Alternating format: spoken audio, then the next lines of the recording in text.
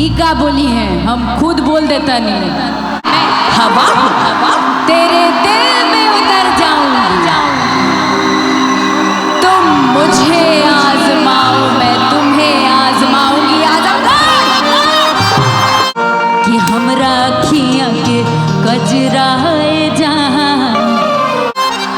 यहाँ पर उपस्थित तमाम गणमान्य लोगों को आपकी अपनी अक्षरा सिंह की तरफ से कोटि कोटि नमन है, कोटि कोटि प्रणाम है। राउत आवाज सुन के एकदम अलग से एनर्जी एकदम तोरा अखिया के कजराए जान झगड़ा करा दिलवा।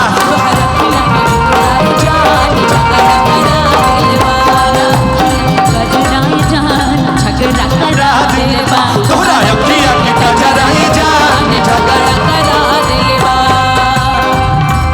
मान कर छोड़ दी कोई पढ़ाई, होला स्कूलिया में बहुत लड़ाई।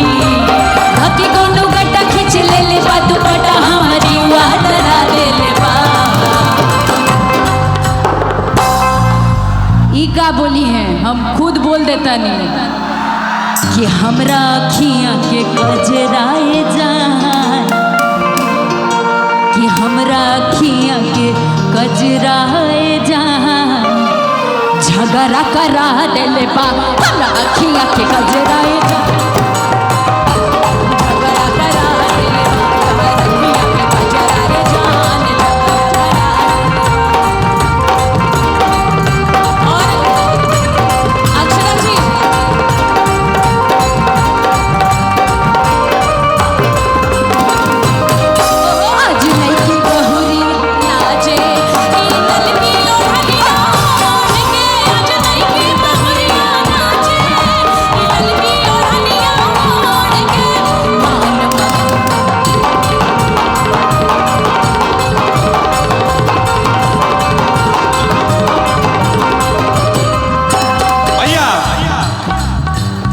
कहे के बाद अब हमारा भाई लोग का कही, जब निकले लो घर से बहरिया सभी मिलावल चाहेला नजरिया। जब निकले लो घर से बहरिया सभी मिलावल चाहेला नजरिया। सभी छुए चाहे तोरा गोर गाल रे, गोर गाल रे।